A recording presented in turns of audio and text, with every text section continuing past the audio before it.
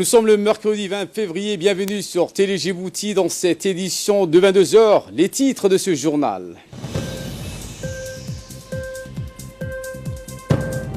Le chef de l'État, Ismaïl Marguelé, s'est entretenu avec son homologue somalien, Mohamed Abdullahi Farmajo. Et dans l'actualité internationale, l'État islamique retient 200 familles de djihadistes selon un rapport de l'Organisation des Nations Unies. Voilà pour les titres. Merci si vous nous rejoignez sur Télé Djibouti. Le président somalien Mohamed Abdullahi Farmajo a quitté cet après-midi la capitale au terme d'une visite de travail de 24 heures. Une visite de travail dans laquelle il s'est entretenu avec le numéro 1 djiboutien. L'entretien entre le président de la République et son homologue somalien ont essentiellement porté sur le cadre d'une audience à huis clos, le renforcement des relations bilatérales, l'extension des échanges économiques et commerciaux ont été passés en revue entre les deux hommes. Eh bien, le président somalien Mohamed Abdullahi Farmajo était accompagné à l'aéroport international de Djibouti par le ministre de la Défense Ali Hassan Bardon et le ministre des Affaires étrangères par intérim et garde-sceau Moumini Ahmed Cher. L'audience a vu également la participation du chef de la sécurité nationale Hassan Saïd Khair.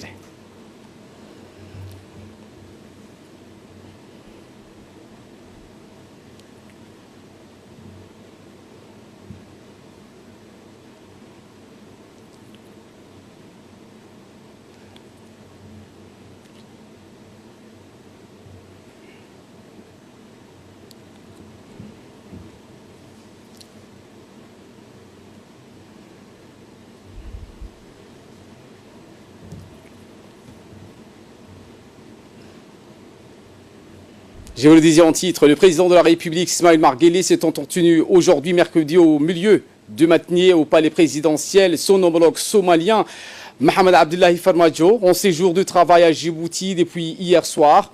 Les entretiens entre le président Guelleh et son homologue somalien ont essentiellement intervenu dans le cadre d'une audience à huis clos, en tête-à-tête. Le renforcement des relations bilatérales, l'extension des échanges économiques et commerciaux à tous les secteurs d'activité, le port à un niveau encore plus efficient du précieux concours qu'apporte notre pays à la stabilisation et à la pacification de la Somalie étaient entre autres thématiques au cœur de discussions entre le président Guelleh et son homologue somalien. Sur ce dernier point précis, le président Guelleh et Mohamed Abdullahi Farmajo ont échangé autour du mécanisme stratégique de rechange à adopter sur le plan sécuritaire et de la défense afin que les forces armées somaliennes puissent garantir d'ici 2021, date définitive du retrait de tout contingent AMISOM en Somalie, l'intégrité de leur territoire et la sécurité des biens et des personnes en Somalie.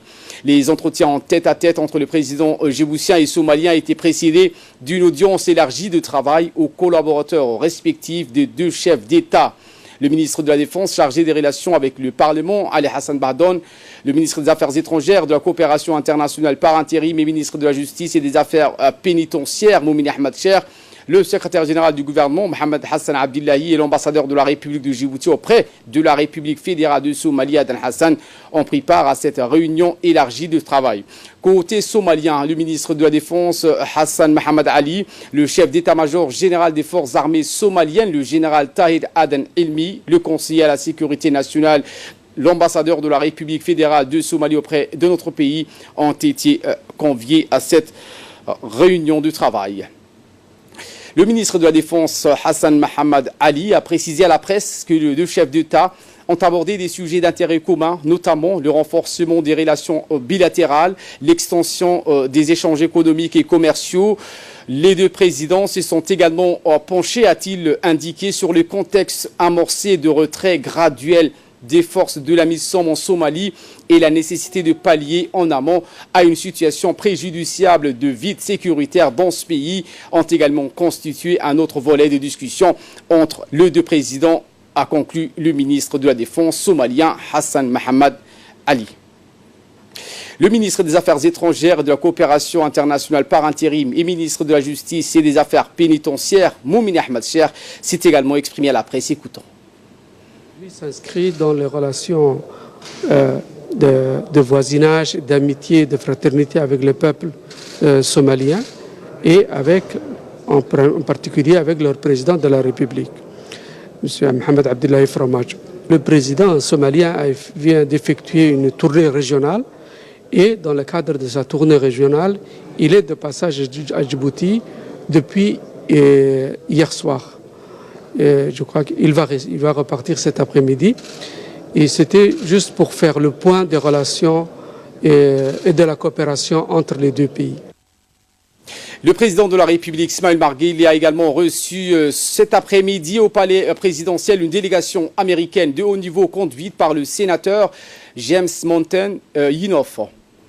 Les voies et moyens de promouvoir et développer davantage les relations d'amitié et de coopération déjà privilégiées entre les deux pays ont été au centre des discussions. Au cours de cette rencontre, les membres de la délégation conduite par M. Bonten ont surtout eu des échanges fructueux avec le président Guelleh, notamment au sujet des partenariats stratégiques entre Djibouti et les États-Unis d'Amérique. Dans cet ordre d'idées, la délégation américaine a surtout recueilli les points de vue du président djiboutien relatifs aux mutations géostratégiques et aux nombreux défis, notamment sécuritaires, auxquels fait face notre sous-région.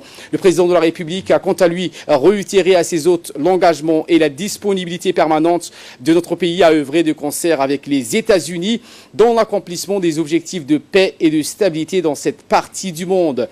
La délégation conduite par le sénateur James auprès du président Guelleh comprenait 5 autres membres du Congrès américain. L'ambassadeur des États-Unis d'Amérique auprès de la République de Djibouti, Larry André, a pris part à la rencontre. Côté djiboutien, outre le ministre de la Défense chargé des relations avec le Parlement, Ali Hassan Bardon, le chef de la sécurité nationale, Hassan Saïd Khairé, et le secrétaire général à la présidence, Mohamed Abdullahi Waïs, ont participé à cet événement. À noter aussi la présence de cette rencontre des membres de la Commission des Affaires étrangères au sein du Parlement djiboutien, notamment le président et la vice-présidente de cette commission qui sont respectivement M. Abdelrahman Yassine Douali et Nouria Wabali Oufani. Cette visite de cette délégation des sénateurs est l'occasion ce soir pour nous de jeter un coup d'œil sur les relations entre notre pays et les États-Unis. Djibouti et les États-Unis entretiennent des relations uniques dans nombre de secteurs névralgiques, dont la défense et la sécurité, l'économie et le développement énergétique. Sur les plans de la défense et de la sécurité, la nature exceptionnelle des rapports djibouto-américains s'illustre à travers le fait que notre pays abrite la seule et unique base militaire que les États-Unis possèdent en Afrique.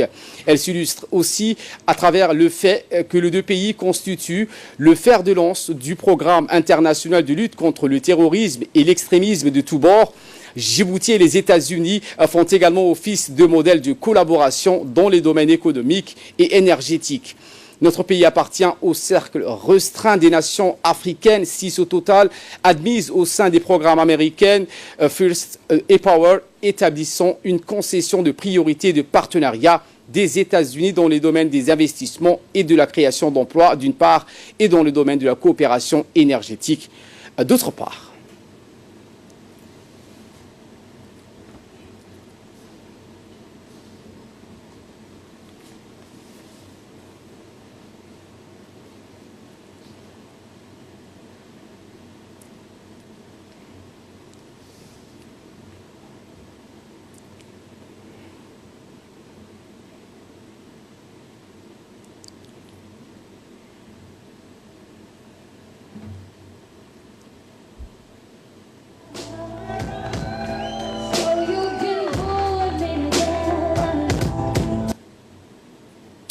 Et pour avoir des plus amples explications, nous avons avec nous sur ce plateau le chargé des missions auprès du chef de l'État, Monsieur Alexis Mohamed, est avec nous donc sur ce plateau pour revenir sur cette relation entre Djibouti et les États-Unis. Bonsoir monsieur, et merci d'avoir donc répondu présent à notre invitation. Une question donc sommaire, brossez-nous donc un détail complet des relations entre notre pays et les États-Unis d'Amérique et son évolution. Écoutez, là vous venez justement de parler de nature exceptionnelle entre les relations, pour ce qui concerne les relations entre les États-Unis d'Amérique et la République de Djibouti. Je pense que cette visite sénatoriale aujourd'hui auprès du président de la République évoque l'étroitesse, je dirais, des relations entre vraiment les deux pays. Cela, je pense qu'il faut lister un peu les nombreuses visites depuis le mois de novembre, hein, d'abord par le général James Waldhauser, si ma mémoire est bonne, fin novembre, ensuite suivi par celle de Tibornaj. Nous avons eu également l'audition du même général aujourd'hui qui est en faveur également de la République du Djibouti par rapport à tout ce qui pouvait se dire et tout ce qui rêvait de l'isolement de la République de Djibouti. Je pense que cette visite sénatoriale aujourd'hui, je ne parlerai pas de socle puisque le socle est là, ben en fait fait asseoir déjà à la fois le leadership du chef de l'État ici au niveau national, mais également au niveau de la région. Et tout ceci n'est que le fruit de travail immense de la part de notre ministère des Affaires étrangères et du département des Affaires étrangères américain, notamment de nos deux ambassades donc américaines ici à Djibouti et celle de Djibouti à Washington. Je pense que leurs relations sont en symbiose aujourd'hui et je pense qu'on ne peut rêver mieux. Et je leur ai dit encore, cela, c'est également grâce à la vision du chef de l'État, parce qu'il ne faut pas oublier que la République de Djibouti est le premier pays à avoir ouvert quand même son espace aérien dans le cadre de lutte contre le terrorisme, et à la fois pour les Américains, à la fois également pour la communauté internationale. Je pense que mesurons aujourd'hui non seulement l'emplacement stratégique de la République de Djibouti, mais également la vision du chef de l'État pour ce qui concerne la stabilité de la région, de la sous-région, puisque Djibouti est engagé également, comme vous le savez, dans diverses luttes par l'intermédiaire de nos armées, que ce soit en Somalie ou ailleurs. Je pense que c'est une forte reconnaissance et je pense que cela aujourd'hui, ceux qui contestent le leadership du chef de l'État en tant que leader régional, ils ont la preuve aujourd'hui que cela existe et que c'est une réalité. Et dans l'évolution de ces relations entre les États-Unis d'Amérique et Djibouti, qu'en est-il pour les perspectives, par exemple l'organisation des conférences binationales?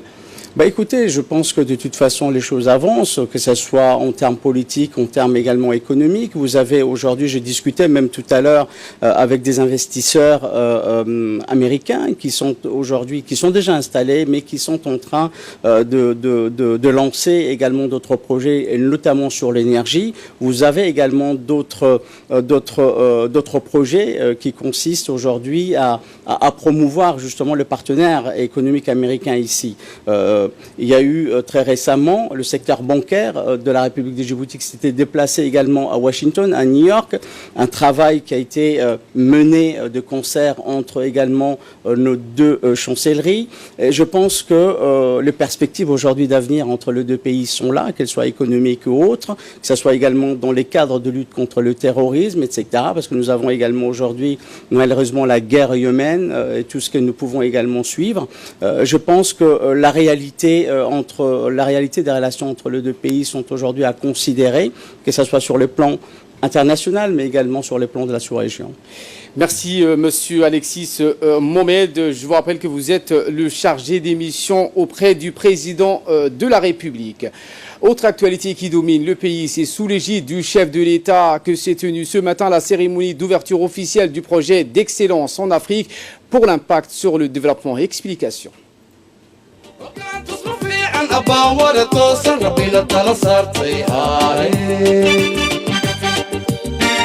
Come on,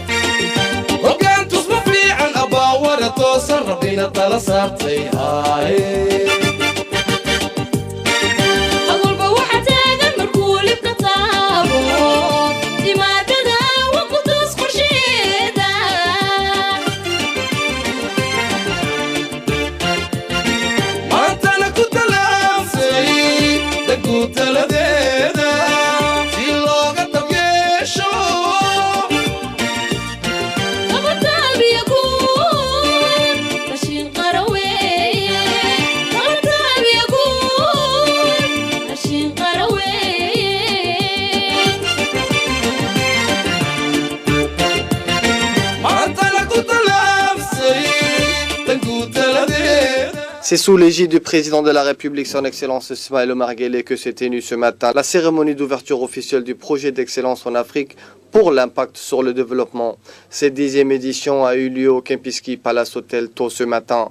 La première dame, Mme Khadra Mahmoud Haïd, le président de l'Assemblée nationale, M. Mohamed Ali Hamed, les hauts cadres de l'administration et les différents corps diplomatiques ont pris part à ce 10e atelier. Cet événement de grande envergure a rassemblé plus de 400 experts venus de 12 pays d'Afrique, notamment le Bénin, le Burkina Faso, le Cameroun, la Côte d'Ivoire, le Ghana, le Nigeria, le Niger, le Sénégal, le Togo, la Gambie et la Guinée. Ce 10e atelier permettra de nouer les relations entre les universités africaines pour faire émerger des universités d'excellence et mettre le partage des connaissances au centre même de discussions qui se tiendront durant les 10 prochains jours.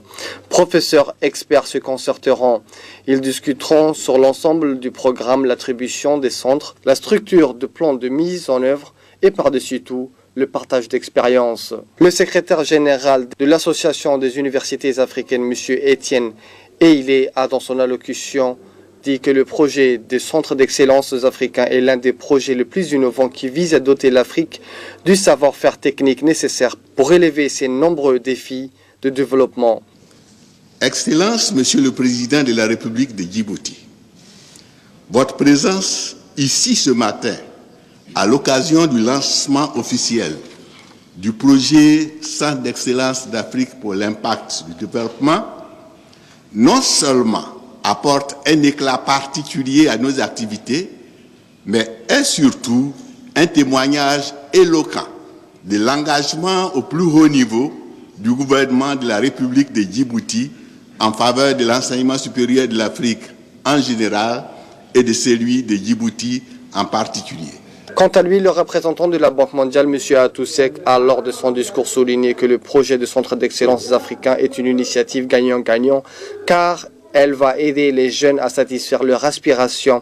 Elle va aider les entreprises à trouver des profils pointus sans devoir faire appel à des expatriés et ce faisant à renforcer leur compétitivité sur les marchés internationaux. Le nouveau projet de centre d'excellence africain pour un impact sur le développement, dénommé S-Impact, et d'apporter un appui régional aussi à la mise en œuvre du projet en cours des centres d'excellence africains dénommé S. Cette initiative, je pense que nous avons une équipe très forte de la Banque mondiale présente ici. Le concept de centre d'excellence répond aux défis, comme on l'a dit tout à l'heure, du continent africain. D'obtenir des ressources humaines pointues dans les domaines de développement critiques avec des programmes de standards internationaux. Ce 10e atelier qui s'est ouvert officiellement ce matin sous le leadership du président de la République va permettre de poser les premiers jalons de centres d'excellence en vue de former des jeunes qualifiés dans des secteurs en plein essor comme les industries extractives et les infrastructures, mais aussi la santé et les télécoms. Ces travaux qui vont durer pendant 10 jours ont pour objectif d'apporter des réponses régionales innovantes pour rendre l'enseignement supérieur plus pertinent pour le développement du continent africain. Saïd Mohamed, Kempinski. Et dans un mot prononcé à cette occasion, le ministre de l'Enseignement supérieur et de la Recherche, Dr Nabil Mohamed Ahmad, a affirmé que pour avoir une croissance économique forte, il faut une main-d'œuvre qualifiée dans les secteurs en plein essor. Le centre d'excellence est d'une solution régionale intégrée. Écoutons.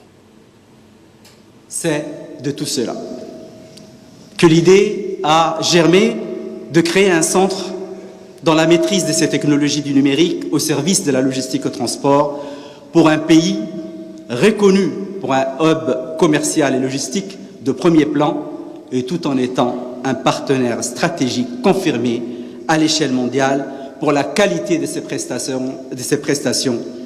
Et les témoignages nous viennent de partout et d'outre-mer.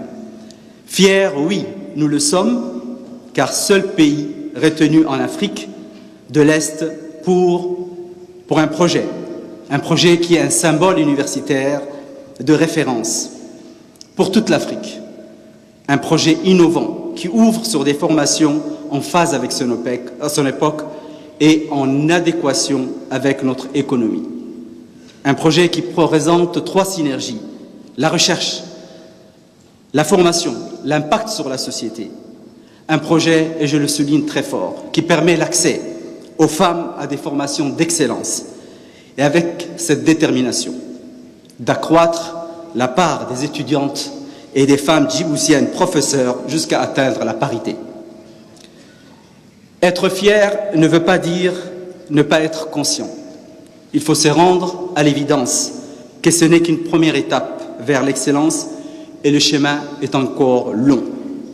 Ce n'est que par l'effort, l'engagement, le travail de tous que nous parviendrons à placer ce centre comme un centre incontournable dans la région, et j'y crois.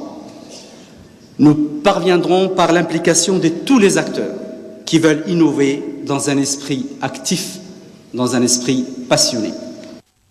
Pour sa part, le président de la République a tenu un discours dans lequel il a remercié tous les partenaires qui ont contribué à l'aboutissement de cette conférence. Le numéro 1 djiboutien a loué le travail des centres d'excellence au niveau continental. Suivez la première partie de l'intervention du président de la République.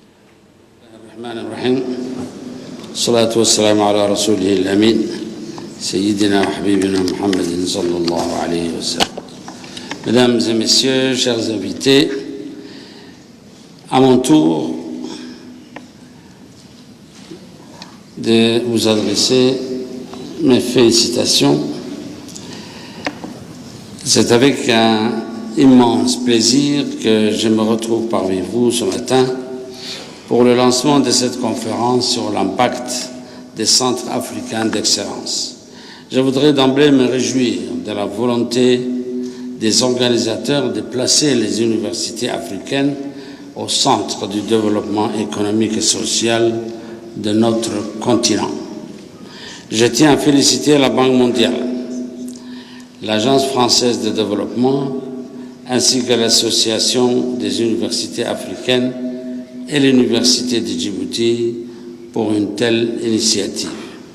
Je souhaite à tous nos invités un très bon séjour parmi nous à Djibouti. Je voudrais partager avec vous le sentiment de satisfaction qui m'anime à l'heure où l'Université de Djibouti intègre le club très étroit des centres d'excellence africains. Cela confirme entièrement l'espoir que nous avons placé sur nos institutions universitaires et centres de recherche. Pour cela, je tiens à rendre hommage à ceux et à celles qui ont permis une telle progression dans la quête du savoir universitaire dans notre pays. Mesdames et messieurs, ma satisfaction s'inscrit également dans le choix porté par les spécifications de notre centre d'excellence, à savoir la logistique et le transport, qui sont les véritables poumons de notre économie. En effet, ce centre est une réelle opportunité pour un pays ambitieux comme le nôtre. Un pays situé sur la deuxième route maritime au monde, mais surtout un pays qui a investi dans d'importantes infrastructures portuaires, de transport et de zones franches. Ce centre vient renforcer la vocation de notre pays d'exploiter au mieux sa situation carrefour entre l'Asie, l'Europe et notre continent. Grâce à ce centre, nous pourrons former les élites capables de porter les grands projets économiques pour la région et même au-delà pour l'espace COMESA qui regroupe plus de 400 millions de consommateurs. Atteindre cet objectif nécessitera bien sûr de s'appuyer davantage sur les nouvelles technologies de l'information et de la communication, seules capables de permettre la simplification et la numérisation des procédures de transit et de commerce. C'est pourquoi ce projet ACE Djibouti conforte aussi notre politique, celle qui consiste à développer le numérique et tous les systèmes interconnectés pour que ce hub puisse bénéficier des profils qualifiés, tournés vers l'avenir et créateurs d'emplois. Dans le second volet de son intervention, le président de la République a rappelé que le centre d'excellence joue un rôle dans le développement des pays. Voici les propos du président Guéli. Mesdames et messieurs, le développement économique de notre pays dépend en grande partie du développement scientifique et technique. Et c'est au sein de nos universités et de nos centres de recherche que se trouvent les hommes et les femmes qui peuvent relever ces défis.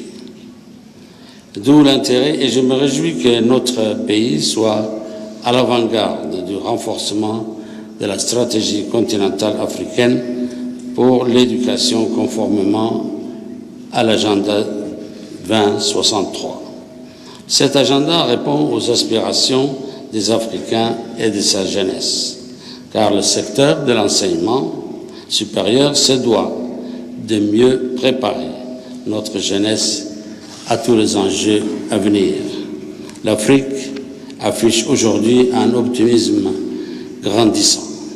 Cet optimisme prend sa source en partie dans les progrès réalisés dans le domaine de l'éducation et du savoir. Les dirigeants du continent ont intégré dans leur politique les priorités du savoir et de la recherche.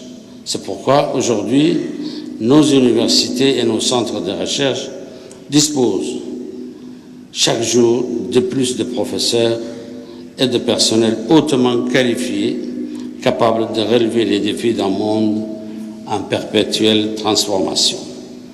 Ces compétences sont plus que nécessaires, car autant notre continent a besoin de stabilité et de paix pour se concentrer sur son développement, autant il a besoin aussi des hommes et des femmes qui auront l'expérience, l'expertise et le savoir pour optimiser notre développement, car notre continent ne pourra plus se contenter éternellement d'une croissance uniquement indexée sur l'exportation de ces matières premières.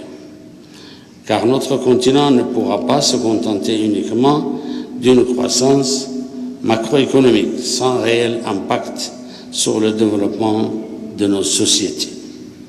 Ces compétences, nous en avons besoin pour que notre continent passe à l'heure d'une croissance inclusive. Oui, nous avons besoin de ces compétences pour industrialiser notre économie, mais aussi pour la moderniser et pour la mettre au diapason des nouvelles technologies. C'est ce pari sur l'industrialisation accélérée du continent et l'économie du savoir qui replacera l'Afrique au même niveau que les autres continents. C'est dans cette logique et dans cette optique, mesdames et messieurs, que nous cherchons à renforcer nos écoles, nos lycées, nos universités et nos centres d'excellence. C'est pourquoi nos universités, comme nos centres, doivent s'ouvrir sur le monde extérieur.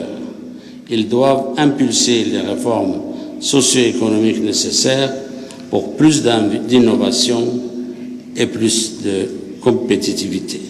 J'exhorte les experts ici présents à travailler sans relâche pour que les centres africains d'excellence œuvrent à rendre plus compétitives nos universités et nos économies pour accompagner l'Afrique dans sa démarche de croissance inclusive et durable. Notre devoir à tous est de faire avancer l'Afrique et lui donner la place qu'elle mérite dans le monde. Personnellement, je crois en nos capacités, je crois en notre jeunesse et je suis optimiste quant à notre avenir. Il vous appartient, mesdames et messieurs, les experts, de nous éclairer sur les voies et moyens d'y arriver. Sur ce, je déclare ouverte la conférence Impact des centres d'excellence africains et je vous remercie. Je vous emmène à Dikil, la ville de l'unité, où les festivités du 40e anniversaire du Parti du Rassemblement Populaire pour les Progrès ont démarré sur les chapeaux de roue hier soir à Dikil, sous la houlette du vice-président du parti, Abdelkader Kamil Mahamad. Cette ville symbole qui a vu naître le RPP en mars 1979 et qui donne tous en sens à la prépondérance et la consolidation de l'unité nationale dans un esprit des pères fondateurs du parti, notamment du premier d'entre eux, Al-Hajj Hassan Gouled Aptidon, paix à son âme, qui déclarait que tout est à créer dans notre désert. Nous avons des écoles à construire, des routes à tracer, des hôpitaux à bâtir, des puits à creuser, des ennemis à combattre. Unissons nos forces pour aller de l'avant et le reste viendra. Fin de citation. L'histoire lui donnera raison, ainsi que les héritiers qui reprendront les flambeaux sous l'égide des plus illustres d'entre eux, en l'occurrence le président de la République, Ismaïl Marguelé, qui va hisser les doyens des partis politiques du pays vers plus de progrès, de développement économique, de démocratie et de valeurs et principes humains.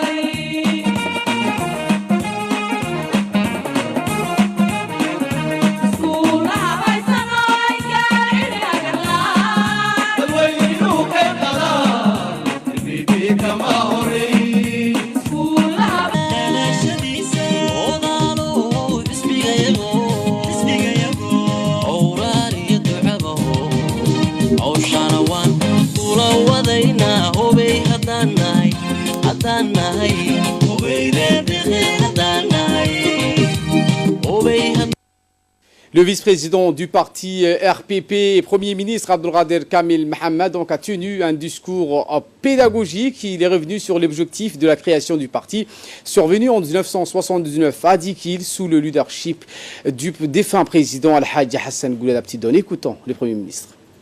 Chers camarades, chers amis,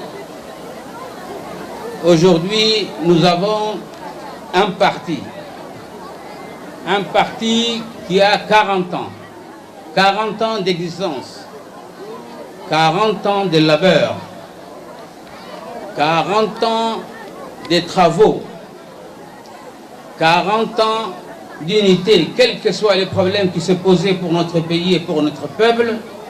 Le RPP a su démontrer l'unité du pays, le développement qu'on a mis en place, qu'aujourd'hui on voit déjà les prémices. Ça, c'est le RPP.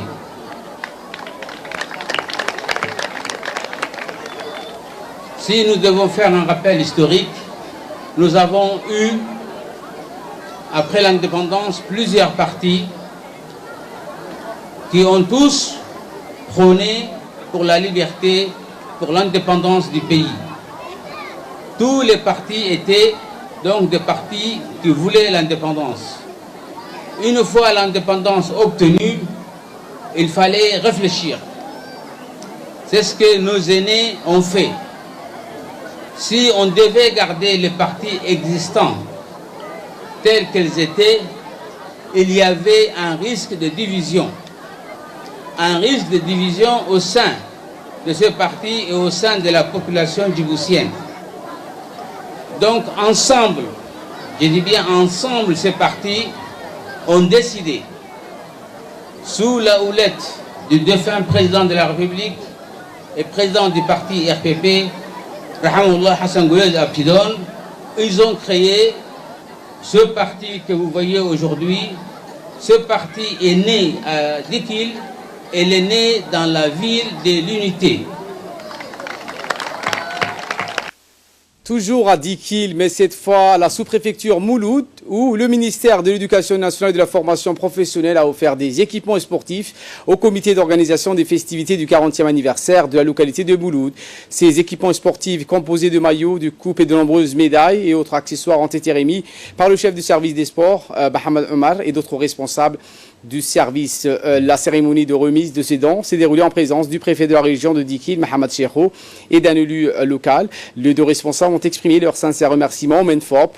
Les responsables du comité d'organisation des festivités du 40e anniversaire de la localité de Mouloud ont vivement remercié le ministre de l'Éducation nationale et de la formation professionnelle, Moustapha Mohamed Mahmoud, qui a répondu à l'appel du village de Mouloud à l'occasion de ses 40 années d'existence.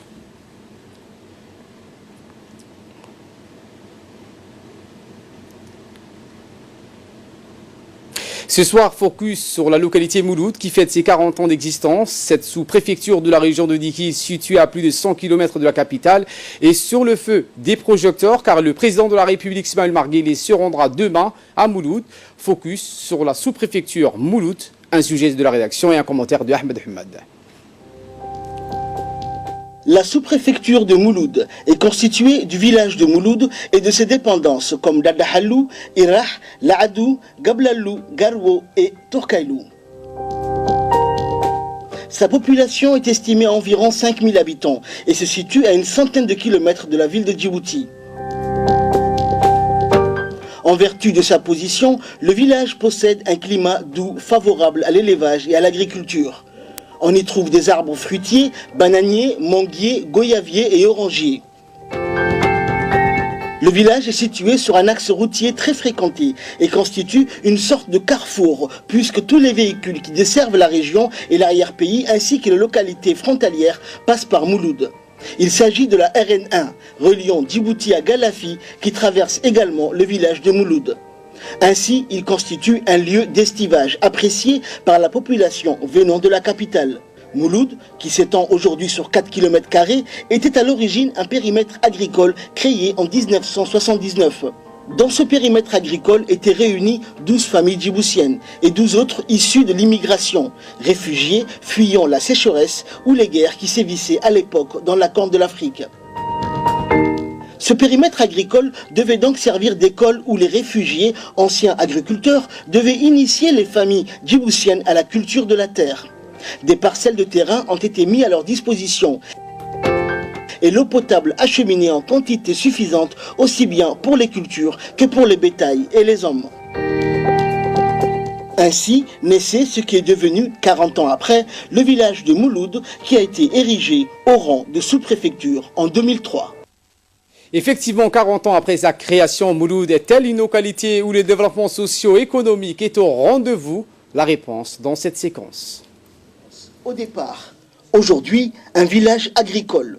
C'est comme cela que l'on pourrait présenter Mouloud, créé en 1979 avec 24 familles. Une expérience parce que ces familles qui ont fui les guerres et les famines de l'époque par-delà la frontière devaient initier l'agropastoralisme à des familles nomades djiboutiennes afin de les outiller pour le travail de la terre. En somme, une sédentarisation qui a donné, 40 ans après, naissance à Mouloud, un village dont la raison d'être est l'agriculture. En effet, si au départ, les familles ont reçu chacune 2500 m² de terres cultivables, Mouloud vit aujourd'hui essentiellement de la production de ces 24 jardins que compte le village. En raison de son bon climat et de la fertilité de sa terre, Mouloud, qui constitue un environnement favorable à l'agriculture, produit fruits et légumes de bonne qualité en toute saison. Il existe une coopérative agropastorale qui assiste les producteurs pour écouler leurs marchandises dans les différents marchés djiboutiens et dikilois. À cela s'ajoute l'élevage des caprins et des camelins qui constitue une autre activité très lucrative dans la localité de Mouloud. Sa position géographique sur la route de transit reliant Djibouti à Galafi constitue également un atout majeur qui favorise le commerce des animaux, des produits laitiers et agricoles. De ce fait, la raison d'être de Mouloud reste essentiellement l'agriculture, ce qui fait de cette expérience une totale réussite. Autre actualité de ce 22h, après les localités de la région, les députés de la Villa Assadioug ont clôturé leur tournée au sein du conseil régional du chef-lieu à l'Essabier. de leur arrivée sur le lieu, les parlementaires de la région ont été accueillis chaleureusement par le président du conseil régional, Omar Ahmed Ouaïs, ainsi que la population à Sadjoug, locales sages, les représentants de la société civile, femmes, jeunes, et se sont mobilisés en masse pour réserver donc un accueil chaleureux aux membres de l'hémicycle national. Dans la grande salle du conseil régional, les parlementaires ont donc échangé avec la population du chef-lieu à Sadjoug. L'objectif principal de la rencontre consiste à insuffler une nouvelle dynamique dans les relations de travail entre les élus et la population des régions. Dans le cadre d'une visite de travail officielle, le ministre des Affaires étrangères et de la coopération internationale, Mahmoud Ali Youssouf, s'est rendu en République populaire de Chine hier, aujourd'hui. Le ministre était accompagné par le ministre de l'économie et des finances chargé de l'industrie, Ilyas Moussa Dawale, le président de l'autorité portuaire, Aboubakar Omar Hadi, et des hauts responsables des ministères des Finances et des Affaires étrangères. Lors de cette visite, la délégation djiboutienne a rencontré plusieurs hauts responsables chinois. Cette visite initiée par notre pays a été l'occasion pour les deux pays amis de dresser le bilan et de poursuivre les efforts consentis par les deux parties pour consolider les acquis de leur coopération et de leur partenariat très fructueux. Ont été abordés longuement et discuté la question de la dette des projets transfrontaliers du chemin de fer et de l'adduction de l'eau, ainsi que le projet de la nouvelle zone franche. Ce sujet a été au centre des discussions et des préoccupations, ainsi que celles relatives aux projets sociaux en cours à Djibouti. Toutes ont trouvé donc réponse favorable auprès du ministère des Affaires étrangères chinois, qui a affirmé que Djibouti représentait un partenaire privilégié pour la Chine et que Djibouti devait en ce sens profiter pleinement des opportunités que va occasionner l'initiative de la route de la soie.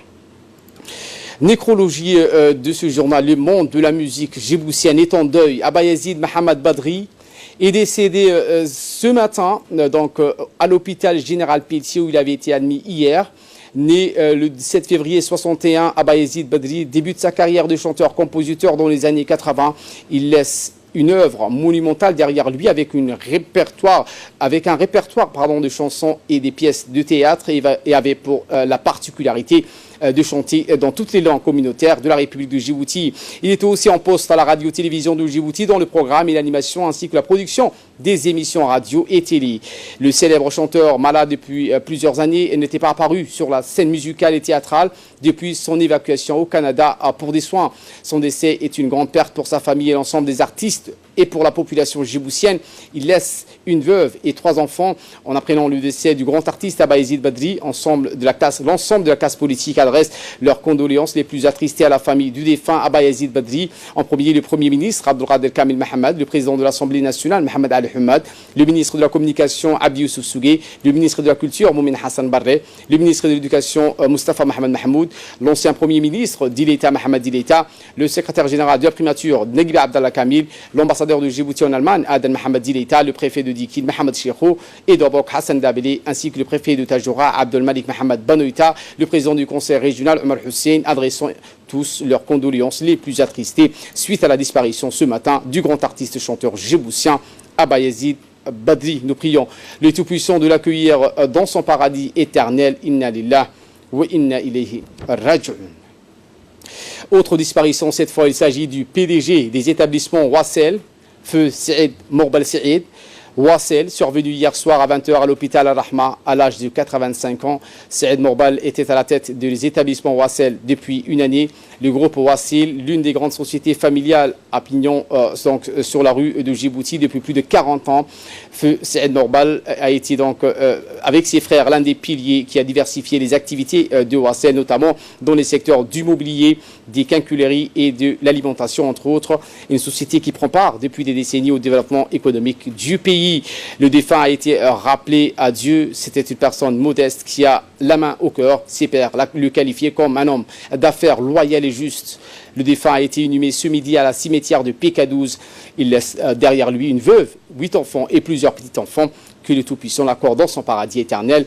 Inna lillah wa inna ilayhi raji'un. Et de là, nous passons aux nouvelles du monde. Je vous le disais en titre, l'État islamique retient 200 familles de djihadistes en Syrie, selon l'ONU. 200 familles donc sont prises au piège dans la dernière zone encore contrôlée par le groupe État islamique dans l'est de la Syrie et sont empêchés de partir. C'est ce qu'a donc indiqué un rapport du Haut Commissariat de l'ONU aux droits de l'homme. Voilà pour l'essentiel de ce 22h. Merci de votre fidélité. Restez avec nous. Le programme continue sur Télé Djibouti.